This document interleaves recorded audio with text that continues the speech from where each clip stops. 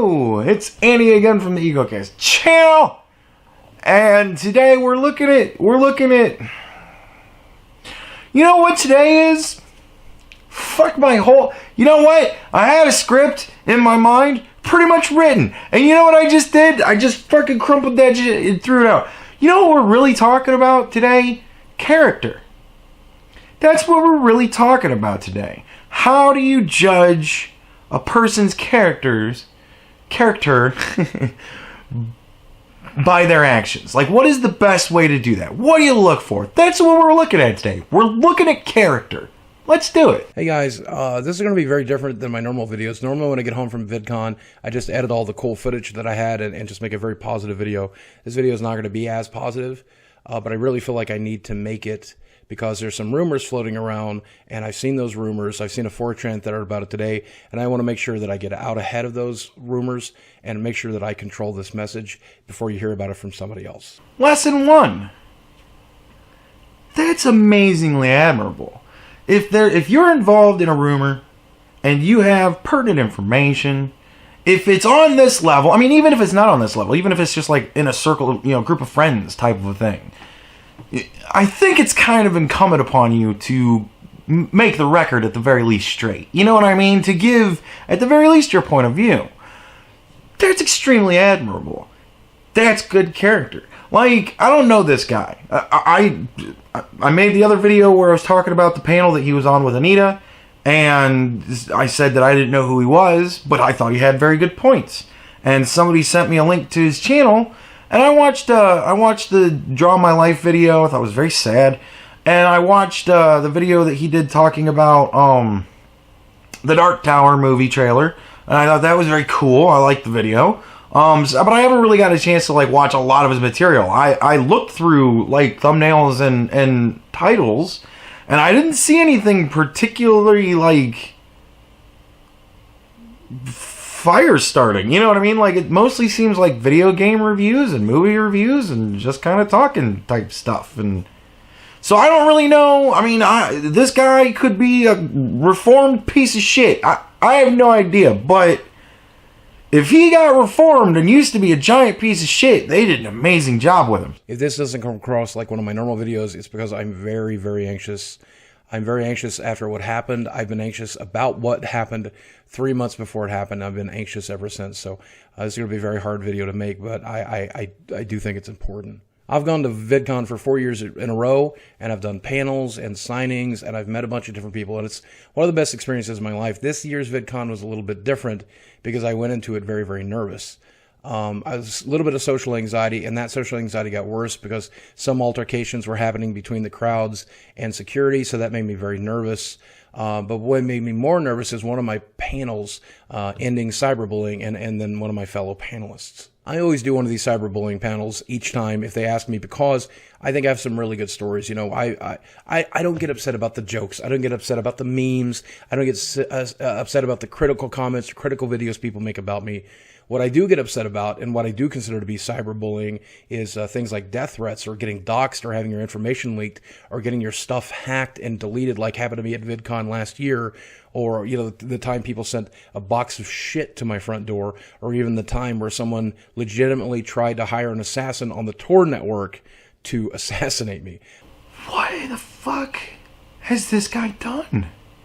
Like, he seems like a pretty affable dude to me. I don't know. Clearly, I'm coming into this very, very late. Like I said, if he's a reformed piece of shit, wow. Like, I don't understand. But if he's kind of been this way the whole time, but he's just giving his views and people are doing this, holy fuck. Like, and I agree with him on all of this. It makes total sense. Being called a cunt, who cares? Whatever.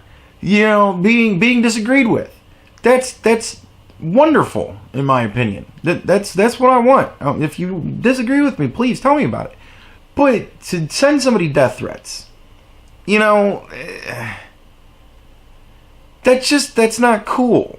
It isn't cool at all. You don't get anything done. Like, it's as counterproductive of an activity as you can possibly have. shy of actually committing violence against somebody else. I mean, it's the next best thing. Threatening to. That's what you do before actually doing it. It's not good. It's not cool. And we need far less of it than we have. We need none. We need none of it at all. That's the kind of stuff I'm talking about. And I think it's important to go to these cyberbullying panels and let people know that that's what I've endured and that they could have it as bad as well, and then help them find the tools to how to defeat and defend themselves from that kind of thing. And doing a panel like that, I've done hundreds of panels now at this point, and I'm very comfortable doing it, and I'm comfortable talking about the topic. But what made me nervous about this is when I discovered that one of my panelists was a notable feminist by the name of Anita Sarkeesian. And I was just afraid that we would clash there. I was afraid that I would do something or say something that would upset her. We philosophically disagree in some small areas, but in general, we have some of the same ideas, and I think we want some of the same goals. So I thought it would be okay. I didn't want to cancel the panel or anything like that, but I certainly didn't want to step on her toes or upset her in any way. Like I said, I watched the guy's Draw My Life. I understand his history. I get his anxiety disorders and stuff like that. But, fucking Anita. Why has Anita become this figure of, you know what I mean? Like, this lofty person that, we can't upset Anita. Like, what in the fuck, man? It's fear. Fear. When people support you through fear, it's called tyranny, bitch. And when I say I worried about this panel, I mean I've worried about it every single day for the last 6 weeks. I would go over with my wife over and over again the points that I wanted to make on the panel. I would run it over with my friends. Even right up to the panel, I ran it by a fellow panelist. I ran it by the moderator, and they all said that they thought it sounded good, that it wasn't offensive, that it wasn't hurtful in any way. I wanted to make sure that whatever I said there still made the points that are important to me, but would not be considered to be an attack or inflammatory or upsetting in any way to any other panelist or anybody in the audience or anybody watching at home. And you can tell, like, he needs confidence in himself. You know what I mean? Like, he's so unsure. He doesn't want to hurt anybody's feelings. And he's so, freaked out because, and he has every right to be nervous. Jesus Christ. People get fired over this kind of shit. It destroys lives. These people are destroying people's lives. You know what I mean? Like, for saying nothing more than this is what I believe. This is my belief. Must destroy his life. Like, god damn. So, and you can tell he doesn't have that sense of self to say, I have a good message. And I don't care what anybody else thinks because I think my message is good. And his message is awesome. His message is amazing. It's spot on. You can't get more spot on. And I don't know. It's just like it bugs me. It bugs the shit out of me. This is an extreme case. He's got extreme anxiety disorders. Or moderate to severe. I don't even actually know where he is on the spectrum. But, he's got a pretty decent amount of fucking anxiety disorder. So it's an extreme case, but nevertheless, if it was me, I would be sitting there going, like, for me, in my case, I wouldn't have the problem that he would have. He's got the problem of, I just want to tell my side, and I just want to make my side come off good for everybody. I want my side to be acceptable by everybody. Me, I'm like, I got what I think is the truth, and I've got what I think are my opinions, and my opinions, as far as I'm concerned, are rooted in logic. So I'm going to give my opinions, and I'm going to give them as being rooted in logic and not actual fact. And I'm going to give my facts as actual facts with examples of my facts. And this is what I'm going to do. And if people don't like it, that's their fucking problem. And we can talk about it, whatever. And maybe we can come to an understanding, and maybe we can agree to disagree. But, I don't expect hate because I'm not giving hate. And it's like, if I was sitting there looking forward to a panel, it would be like sitting on death row, waiting to walk the green mile, you know what I mean? Waiting to sit in that fucking chair and have that shit all wired up to you. I would be just you know, it would be like, I know. First of all, I would never accept a panel like that. I would never sit on a panel with Anita. Because it's lose-lose no matter how you look at it. You know, sure, I become huge with the populace, and yeah, that might help, and that's awesome and fantastic, but the blowout that I would have with Anita would probably get me banned off of YouTube. So, everybody loves me, but, like, nobody's going to watch my videos, because where am I going to put them? Where people are going to go and seriously watch them, where I'm going to have the type of following that I could have on YouTube. So, that would pretty much be the enemy. You know what I mean? It's lose-lose for me. I could never recover from that. So, as cool as it would be, and as interesting as it would be, I couldn't sit on a panel with Anita, because everything she said, I would retort with a fundamental disagreement. You know, because I fundamentally disagree with her on 99% of the shit she says. But you know, it's so odd that, like, it's the atmosphere of fear. That's what she has cultivated, and people are still on her side. So weird to me. And when it came to Anita, I specifically did not want to upset her. And I was very, very worried that because of my Francis videos and because of some of the stupid things I said in the past, she might have some preconceived notions about me. She might have some misconceptions about me and, like, be preemptively ready to be frustrated or irritated by me. I was even afraid that at one point she might cancel the panel if she knew who I was. You know, because a lot of people confuse me as being very right or maybe alt-right, when in reality I consider myself to be a moderate who leans fairly left. See what I mean? He considers himself a moderate that leans fairly left, and he's terrified of what might happen when he interacts with Anita.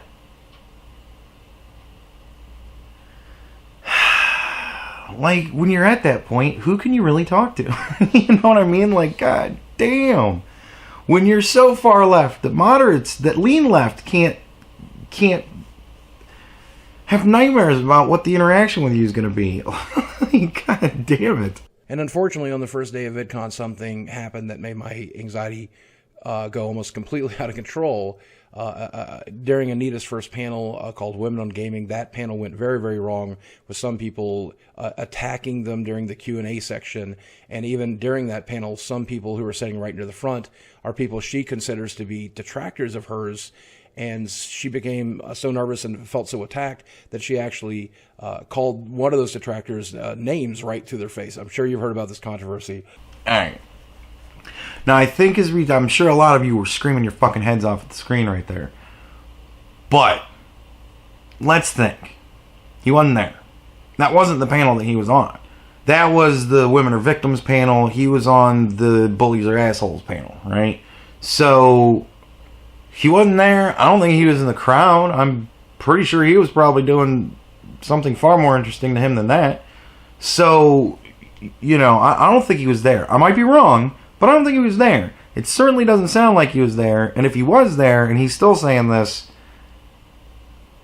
you know, moderate that leans lightly to the left. Anyways, so, like, but it sounds to me like he's giving Anita's accounting of the events.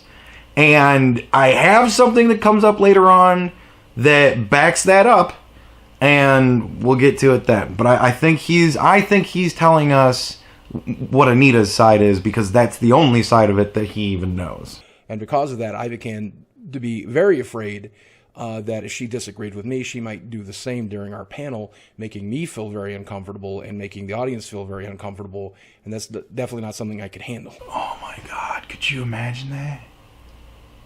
Like, being on a panel and yelling at somebody in the crowd, that's bad enough. But being on a panel and attacking somebody else on the panel with you, especially if it was the bully panel, wow, that would have been interesting. Woo! And my anxiety got so bad that really up to about an hour before the panel, I had every intention of canceling on them. But I really don't like upsetting the VidCon team, and I didn't want to have to try to explain all of that to them, the reason I was canceling, but why I would be doing everything else I did that day. And I also thought that could be perceived as an attack. And I just wanted to do the panel, and I just wanted to hope for the best and hope that everything worked out. Character. You know, he made obligations. And even though it was fucking him up mentally, and probably so bad mentally it was physical, he still was like, you know, I'm going to see my obligations through because I said I would do this shit, and I'm going to do it, and just hope for the best. Character. That's amazing character right there. And, like, if he would, but if he didn't have that character, or if it was just too much for him and he couldn't bring himself to do it, if he would have canceled his place on the panel because Anita was going to be there, and his anxiety was so bad that he couldn't even sit on panel with her because he was terrified that she would attack him, that would have been interesting too. God damn. But, you know, he stuck to it. That's admirable. My anxiety got the best of me, and just about every YouTuber I know, and even some of my fans, and even a fellow panelist that I got to spend some time with, and even the moderator for the panel, I ran by all of my talking points and asked, do you think this is something that would be offensive? Do you think this is something that would upset Anita or anybody else in the audience? I wanted to make sure to get this right, and I practiced, and I practiced, and I practiced, and I practiced, and I practiced. Fuck me.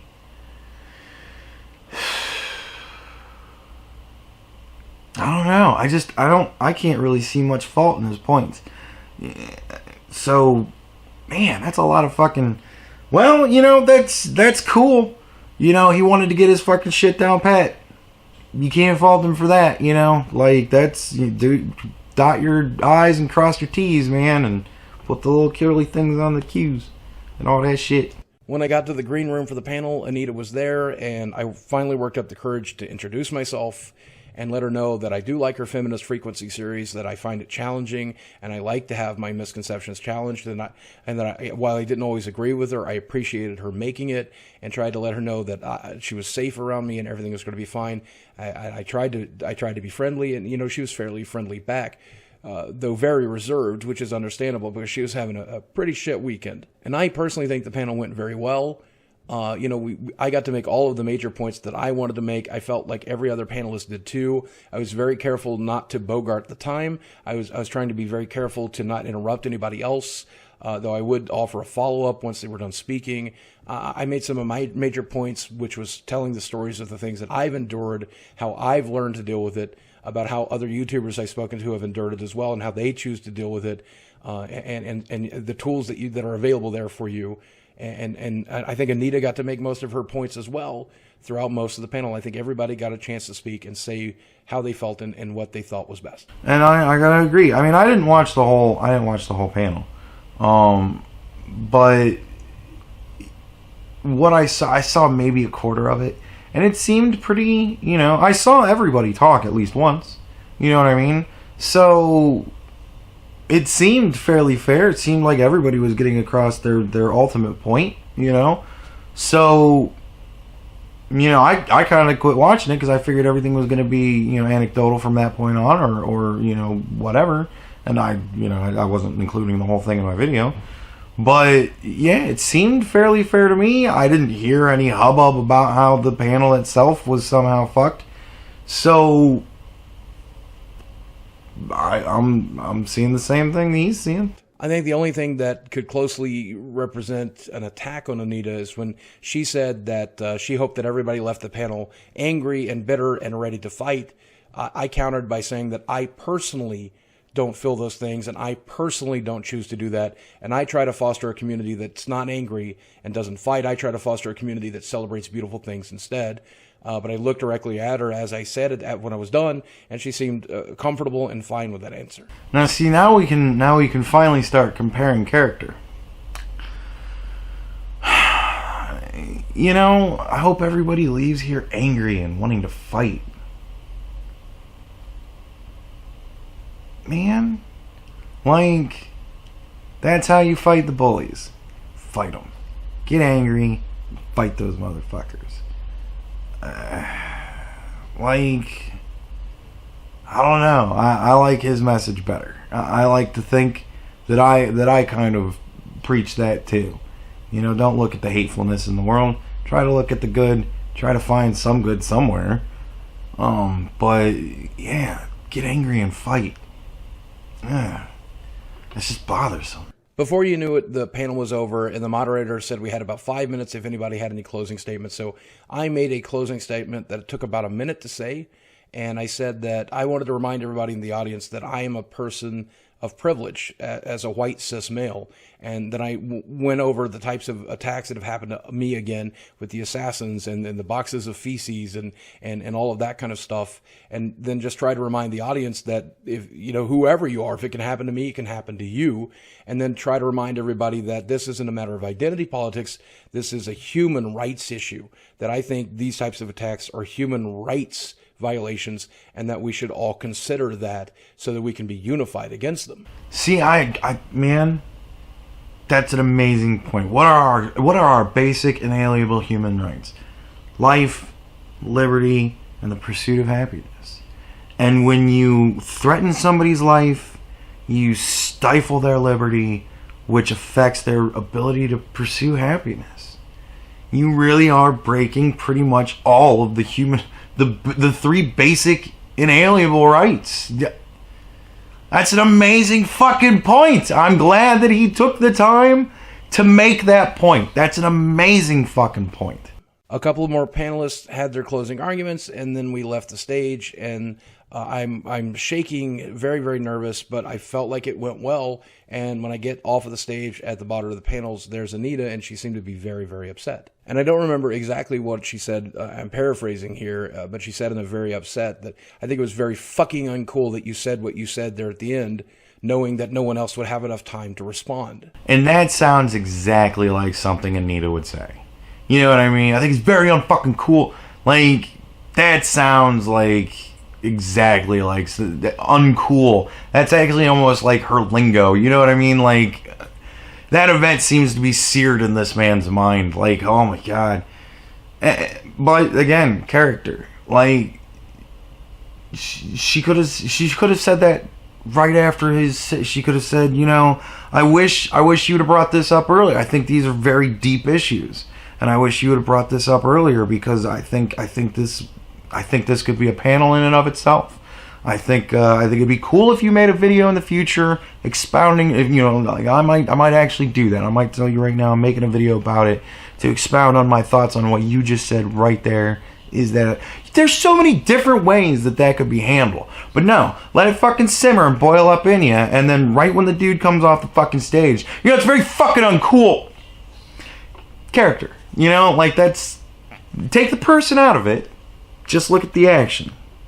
Look at the character. And I bet you can imagine how that affected my anxiety, because the exact focal point of my anxiety for the entire weekend, in fact, for the last 6 weeks, the nightmare scenario that I was terrified of actually had come true. I had upset somebody who I very, very much had tried to not upset and did not want to upset. And that's the event that everybody's asking me about, and they're wondering if that's true, and that is true.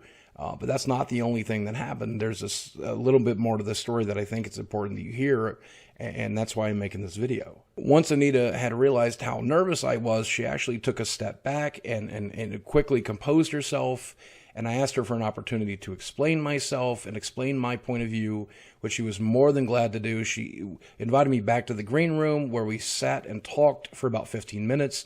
She explained her side of things. I explained my side of things. And that's where I think he got his version of the Women Are Victims panel, where Anita lashed out at Sargon.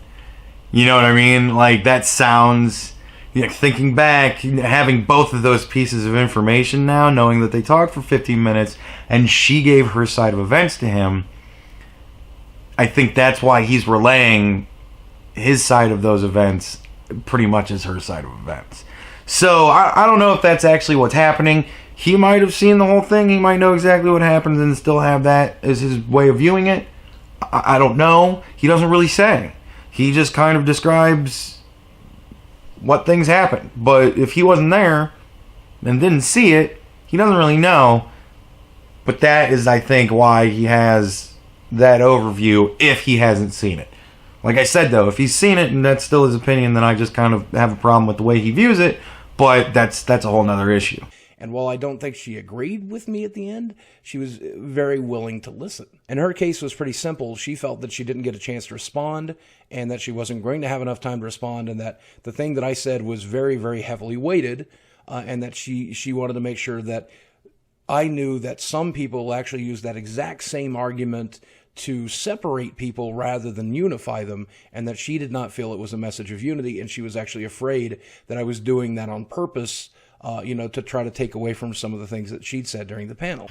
Now, see, I don't get that. Saying that, who cares if you're getting called dirty names? It's death threats that really matter, and those are human rights violations. Like that, how is that a separating? How can you use that as an argument to separate people and not unify them? It's human rights. We're all fucking human. Except for those of us that are garbage human. But, whatever.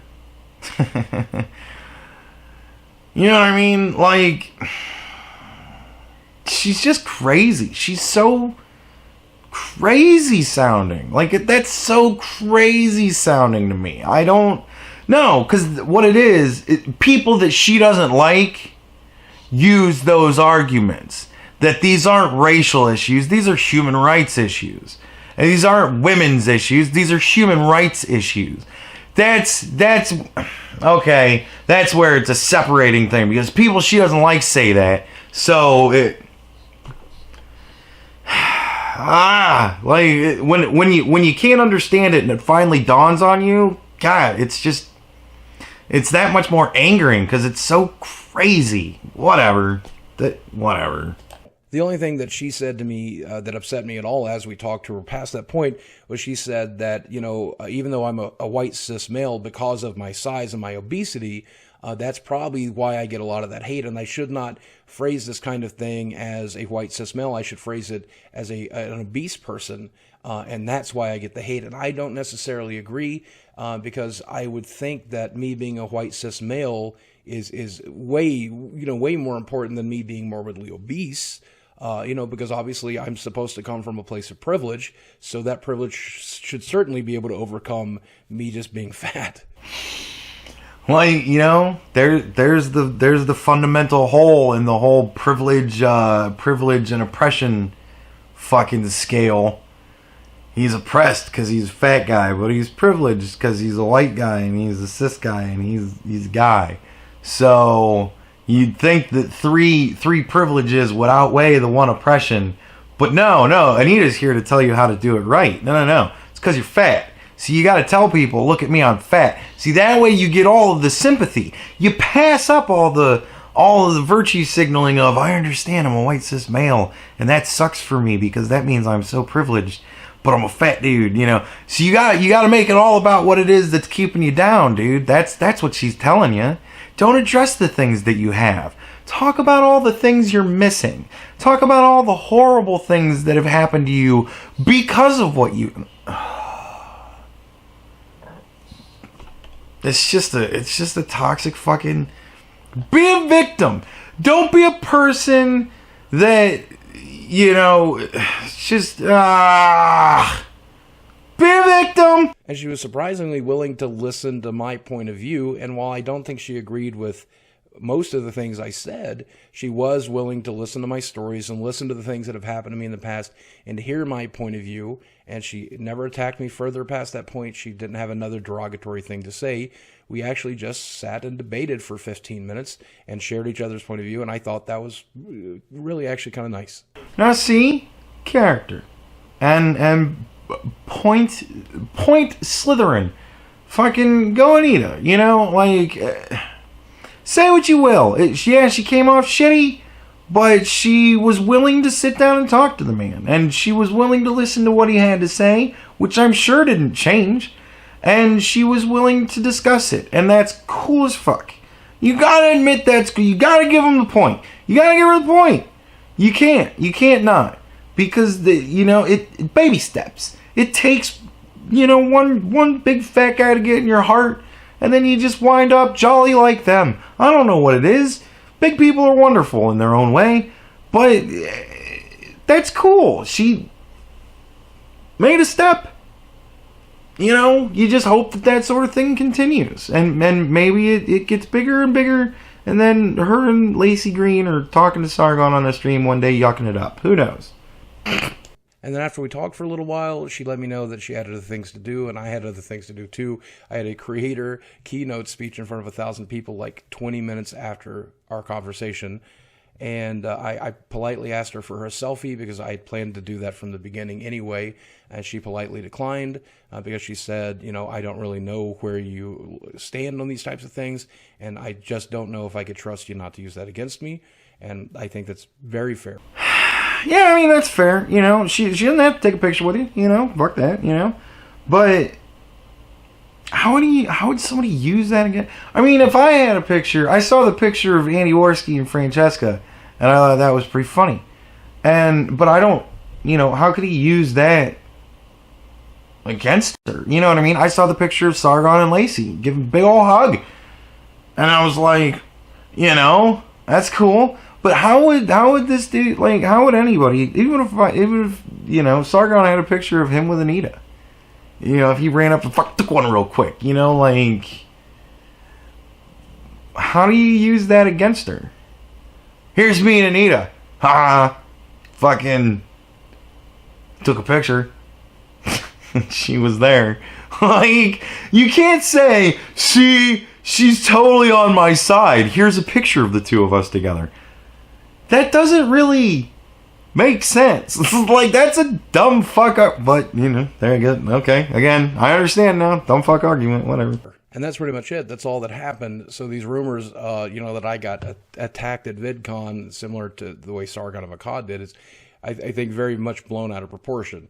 I do think the initial, verbal assault as I came off the stage was a bit of an attack. But she was very, very quick to turn that into conversation. And I think it's important you know that. I think that's very cool. I mean, that is important to know. Like I said, the character, he's letting you in on this as a fact. And I think that should hold weight. You know what I mean? Say what you want to about Anita. That should hold weight. It is something in the right direction. Without that, where does it put us? Just bickering at each other. So it's a step. And that's awesome. And you gotta give it to Anita on this one. A lot of you have heard me tweeting about my anxiety over the weekend. A lot of you were very worried when you heard about this stuff, if you were wondering whether it played into it. And yes, it did. I think it was probably the major focal point of my anxiety for the last 6 weeks. And yes, the exact thing I was afraid of actually happened, and that did throw me for a bit of a loop, but I'm now home, and I'm going to go to sleep for the next 20 hours, and at the end of it, I think I'll wake up absolutely fine, so nothing to worry about when it comes to me. And I think it's good that he's, he's decompressing. Like, that's awesome. I wish him the best. This, like I said, I guess I gotta dig through this guy's stuff, but he seems to me to be a pretty cool guy. Like, I don't know. He might be awfully fucking out there, but so far, I don't know. At the very core, I think you're looking at the core of the man right here, and he seems to have a very good character. So I'm glad things are going good for him. That's pretty awesome. And if you're looking to defend me, please do me a favor. Please do not engage with Anita. Please do not throw any hate her way. I genuinely don't think she deserves it for this. She was having a really, really rough weekend to begin with. She's getting a lot of hate on social media after the altercation with Sargon. And I can only imagine she was very, very much on edge that day, and certainly did not know me from Adam, so had no reason to trust me. And so I think she deserves a pass here, and I hope you give her one. And see, here we come back to crime and injustice. You know what I mean? Like, did Anita commit a crime? No, she didn't commit a crime. She cussed out a dude backstage. That's not really a fucking crime. But it is a shitty thing to do. You know what I mean? It is fucked up. But he's saying, look, we talked it out, we hashed it out, we're cool. You gotta kind of give that. So that's why, instead of looking at this as what a piece of shit Anita is, I'm looking at it as just a comparison of character.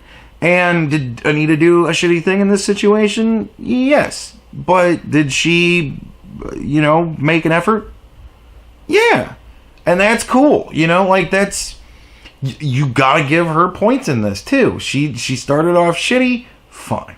And then she wound up cool, and that's cool. So, if anything, you can't really point to this event as being anything shitty on Anita's part. You kind of got to be like, you know, say what you want about what Anita did with Sargon, but this event certainly doesn't equal the playing field. I mean, they're two different, separate instances and whatever, but you got to kind of negate the shittiness out of this situation, because at the very least, he feels that there's no injustice against him. You know what I mean? So that should hold weight. You know, that claim, when you do something wrong against somebody else and they say, I don't feel that they did anything wrong because we hashed it out and we're cool, that should carry weight, you know, when you judge that person on those actions. So I think from here on out, anytime anybody brings up the instance between Anita and Boogie, you gotta kind of be like, yeah, but they worked it out. And Anita was there for that. You know, she was a part of the working it out. So you gotta kind of give her her due. And, you know, it's not like there isn't enough crazy shit going on with Anita that you can't poke at. But this one, I think, I'm with him. You know? This doesn't sound like a good argument to use from the future on. So that said, I hope this video puts the rumors to bed before they even get out there. I certainly hope this doesn't serve to signal boost it. In fact, I hope it does the exact opposite, that gives you guys no reason to talk about it, because there's nothing to talk about, because it's just a very simple thing that was one and done, and I don't want you guys worrying about it. Well, honestly, I think people should talk about how commendable it is that Anita took the effort, you know? Maybe if she starts hearing that more, maybe that's the way we do it. Maybe we start, you know, sharing things like, you know, Anita was shitty here, but you know what? She made up here. She did this cool thing here, and that's, you know, you gotta give her something. Maybe if she sees more of that, maybe that's the way to break her out of the shell. Maybe that's the way to get her talking more. Maybe that's the way to facilitate resolution. I don't know. But, yeah, I mean, I think that's really all I have to say about it. It's cool on her part. Like, it's so crazy recently that I'm coming out in favor of all these people, but you gotta, you know, if you're looking at it in an instant, then you gotta look at the instant. You can't just go, she was shitty to Boogie, without going, but, you know, they talked about it and now they're cool, and he feels that everything's fine. You know what I mean? That's got to carry weight. So, there you go. It's pretty much my thoughts on it. I'm sure I'm going to get a lot of fucking... I'm almost on Anita's side of this. Oh no! I'm supporting... God, what would I be? What kind of I'm an Anita apologist now. Whatever. But, Now, I'm going to take my wife and my dog to bed, and I'm going to go play my Switch until I pass out. Dude, phrasing. Like, just phrasing. I'm just fucking with you.